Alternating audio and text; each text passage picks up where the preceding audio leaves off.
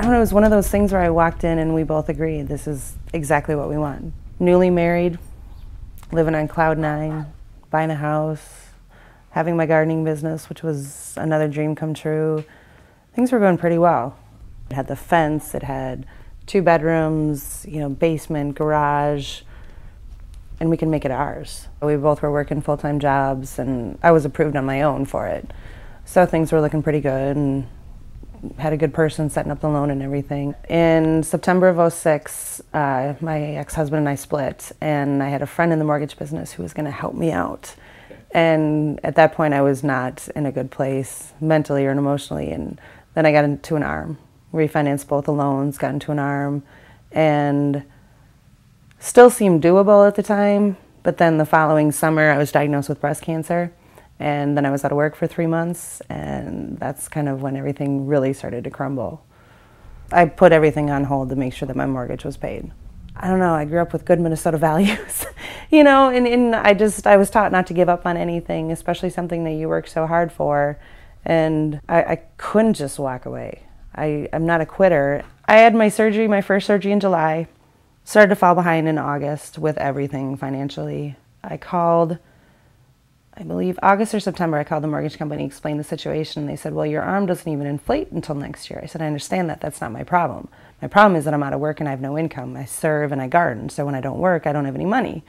Every single call that I made, either things had been lost or the faxes hadn't been received, and I was at work and I just broke down and I said, I can't do this anymore. I can't keep wasting so much of my time and energy every single day to resubmit things and get the runaround from people and no, you need to talk to this department, no, you need to talk to this department, and each one was sending me to a different one, and my head was going in circles, and so was I. And I can't do it anymore. I learned Habitat through the late letter from the mortgage company. Listed 3 resources, and FHA was one of them, the Federal Housing Authority. So I went through their website, and they had a link to Habitat on there for the foreclosure prevention.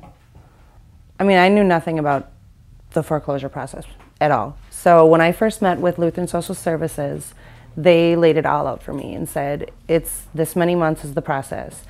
So I went in, met with the credit counselor, the first one, just did an initial intake. The second was with Nick, who was my mortgage foreclosure prevention caseworker.